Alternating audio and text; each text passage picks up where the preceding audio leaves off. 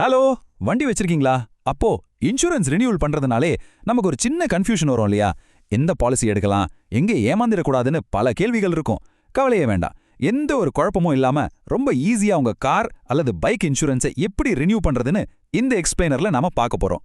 இது வெறும் தியரி கிடையாது, உங்க பணத்தையும் வண்டியும் காப்பாத்துற ஒரு பிராக்டிக்கல் கைடு.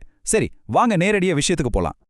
இன்னைக்கு நாம கவர் பண்ண போற 5 முக்கியமான விஷயங்கள் என்னென்னா, முதல்ல மோட்டார் இன்சூரன்ஸ் பேசிக்ஸ், ரெண்டாவது ரினியூவல் ஏன் இவ்ளோ முக்கியம், மூணாவது ஆன்லைன்ல எப்படி ஈஸியா ரினியூ பண்றது, நாலாவது நமக்கு தேவையான ஆட் ஆன் கவர்ஸ், அப்புறம் கடைசியா நாம தவிர்க்க வேண்டிய பொதுவான தவறுகள். ஓகே, முதல்ல பகுதி 1, மோட்டார் இன்சூரன்ஸ் பேசிக்ஸ். நாம எதுக்காக காசு கட்டுறோம் அப்படிங்கறத தெளிவா புரிஞ்சுப்போம். மோட்டார் இன்சூரன்ஸ் அப்படிங்கிறது டிராஃபிக் போலீஸ் கிட்ட ஃபைன் கட்டாம தப்பிக்கிற ஒரு சாதாரண பேப்பர் கிடையாதுங்க. விபத்து, வண்டி டேமேஜ் இல்லைன்னா திருட்டு மாதிரி எதிர்பாராத நேரங்கள்ல அது ஒரு மிகப்பெரிய ஃபைனான்சியல் கவசமா நமக்கு இருக்கும். இந்த பேசிக் புரிதல் ரொம்ப முக்கியம். ஏன்னா இந்த கவசம் இல்லாம இந்திய சாலைகள்ல வண்டி ஓட்டுறது சட்டப்படி குற்றம்ங்கிறத தாண்டி நம்மளோட பல வருஷ சேமிப்பையே ஒரே ஒரு சின்ன விபத்து காலி பண்ணிடும். இங்கதான் பலரும் ஒரு பெரிய தப்பு பண்றாங்க.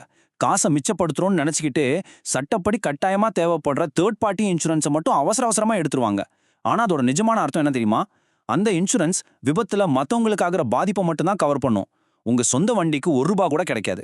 இதுவே காம்ப்ரிஹென்சிவ் இன்சூரன்ஸ் எடுத்தீங்கன்னா தேர்ட் பார்ட்டி கவரேஜ் மட்டும் இல்லாம உங்க வண்டிக்கு ஆகிற டேமேஜ், திருட்டு, தீ விபத்து, ஏன் இயற்கை பேரிடர்ல இருந்து கூட உங்களையும் உங்க வண்டியும் முழுமையா காப்பாத்தும். இது ஒரு சூப்பரான சாய்ஸ் இல்லையா? சரி, அடுத்து பகுதி 2, புதுப்பித்தல் ஏன் முக்கியம். இன்சூரன்ஸை கரெக்டான நேரத்துல ரினியூ பண்ணி ஆக்டிவா வச்சிருக்கிறது ஏன் அவ்வளோ அவசரம்னு இப்போ பார்க்கலாம். பாலிசி எக்ஸ்பயர் ஆயிடுச்சா? அடுத்து என்ன நடக்கும்? பாலிசி முடிஞ்ச அடுத்த நிமிஷமே நீங்க வண்டியை ஸ்டார்ட் பண்ணி ஓட்டுனா அது எவ்வளோ பெரிய ரிஸ்க் தெரியுமா?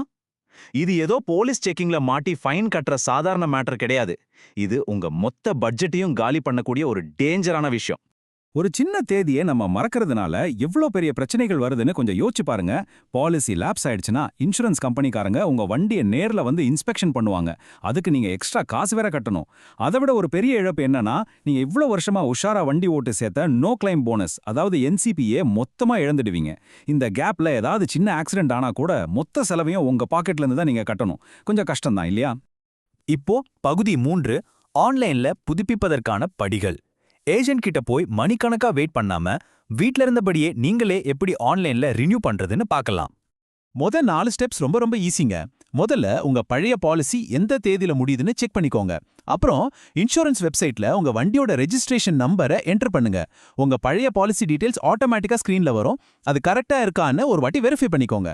கடைசியா உங்களுக்கு வெறும் தேர்ட் பார்ட்டி கவரேஜ் போதுமா இல்ல ஃபுல் சேஃப்டி தர காம்ப்ரிஹென்சிவ் பாலிசி வேணுமான்னு உங்க தேவைக்கு ஏத்த மாதிரி செலக்ட் பண்ணிக்கோங்க. அடுத்த 4 ஸ்டெப்ஸ்ல நீங்க கொஞ்சம் எக்ஸ்ட்ரா கவனமா இருக்கணும். உங்க வண்டியோட தற்போதைய மார்க்கெட் வேல்யூவை குறிக்கிற IDV தொகையை கரெக்டா செட் பண்ணுங்க. பிரீமியத்தை குறைக்கணும்னு சொல்லி இதை கம்மியாக்கிடாதீங்க. அப்புறம் உங்க claim history, no claim bonus டீடைல்ஸை சரியா கொடுத்துட்டு பேமெண்ட் பண்ணுங்க. ரொம்ப முக்கியமான விஷயம், காசு கட்டின உடனே எல்லாம் முடிஞ்சிடுச்சுன்னு விட்டுறாதீங்க. பாலிசி PDF உடனே டவுன்லோட் பண்ணி உங்க கூகுள் டிரைவ்லயோ இல்ல வாட்ஸ்அப்லயோ சேவ் பண்ணி வச்சுக்கோங்க. எப்போ கேட்டாலும் உடனே எடுத்துக்காட்ட இது ரொம்ப யூஸ்ஃபுல்லா இருக்கும். ஓகே, மூவ் பண்ணலாம்.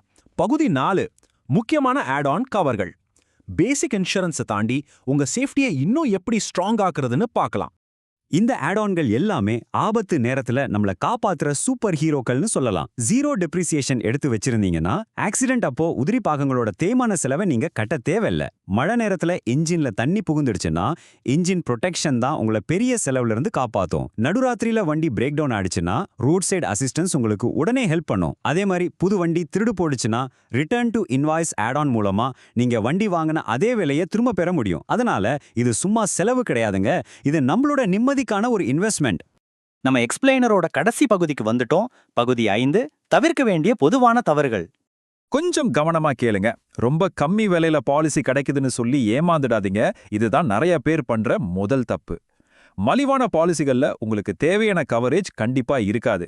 அதே மாதிரி பிரீமியத்துல ஒரு சில ₹100 மிச்சப்படுத்துறதுக்காக வண்டியோட IDVயை ரொம்ப கம்மியா போடுறதோ இல்லனா தப்பான NCP டீடைல்ஸ் கொடுக்கறதோ ரொம்ப தப்பு. இப்படி பண்ணா நாளைக்கு நீங்க கிளைம் பண்ணும்போது மொத்தமா ரிஜெக்ட் ஆயிடும். இன்னொரு முக்கியமான விஷயம், வாட்ஸ்அப்ல வர்ற ஃபேக்கான லிங்க்ஸை கிளிக் பண்ணி பேமெண்ட் பண்ணி ஏமாந்துடாதீங்க. ஃபைனலா உங்ககிட்ட ஒரு முக்கியமான கேள்வி. உங்க வண்டி இப்போ நிஜமாவே 100% பாதுகாப்பா இருக்கா இல்ல சும்மா போலீஸ் கிட்ட இருந்து தப்பிக்க ஒரு பேப்பரை மட்டும் வச்சிருக்கீங்களா? நீங்க இப்போ என்ன வேலை பார்த்துட்டு இருந்தாலும் சரி, அப்படியே ஒரு நிமிஷம் பாஸ் பண்ணிட்டு உங்க பாலிசியோட எக்ஸ்பைரி டேட்டையும் கவரேஜ் டீடைல்ஸையும் உடனே செக் பண்ணுங்க. ஒரு ரெஸ்பான்சிபிளான வண்டி ஓனரா இருப்போம், நமக்கும் மத்தவங்களுக்கும் பாதுகாப்பான பயணத்தை உறுதி செய்வோம்.